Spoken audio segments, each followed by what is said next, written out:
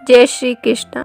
हिंदू पंचांग के अनुसार माघ मास के शुक्ल पक्ष की एकादशी तिथि को जया एकादशी कहा गया है। इसे भूमि एकादशी और भीष्म एकादशी के नाम से भी जाना जाता है। यह एकादशी बहुत ही पुण्यदायी है। इस एकादशी का व्रत करने से व्यक्ति को नीच योनि से मुक्ति मिलती है एवं मृत्यु के बाद भूत प्रेत नहीं बनना पड़ता। एकादशी तिथि व शुभ मुहूर्त। हिंदू पंचांग के अनुसार 31 जनवरी 2023 को रात 11:55 पर जया एकादशी तिथि शुरू हो रही है और इसका समापन 1 फरवरी 2023 को दोपहर 2:01 पर होगा। ऐसे में उदया तिथि के अनुसार 1 फरवरी को जया एकादशी का व्रत रखा जाए।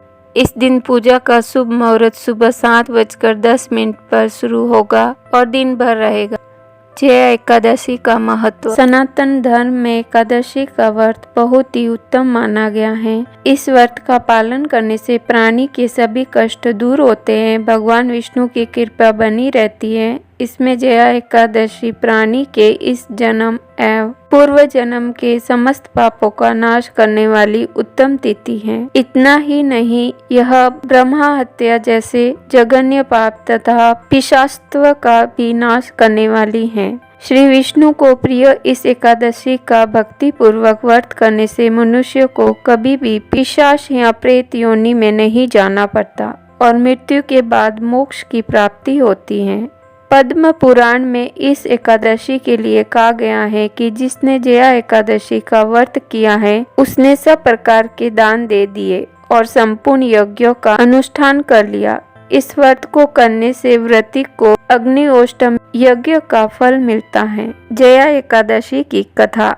इंद्र की सभा में उत्सव चल रहा था। देवगण, संत, दिव्य पुरुष सभी उत्सव में उपस्थित थे। उस समय गंधर्व गीत गा रहे थे और गंधर्व कन्याएं नृत्य कर रही थी। इन्हीं गंधर्वों में एक माल्यवान नाम का गंधर्व भी था जो बहुत ही सुरीला गाता था। जितनी सुरीली उसकी आवाज थी उतना ही सुंदर रूप था। उधर गंधर्व कन्याओं में एक सुंदर पुष्पवंती नामक नृत्यागना भी थी। पुष्पवंती और माल्यवान एक दूसरे को देखकर सुध बुध खो बैठे थे और अपनी लय व ताल से भटक जाते हैं। उनके इस कृत्य से देवराज इंद्र नाराज हो जाते हैं और उन्हें श्राप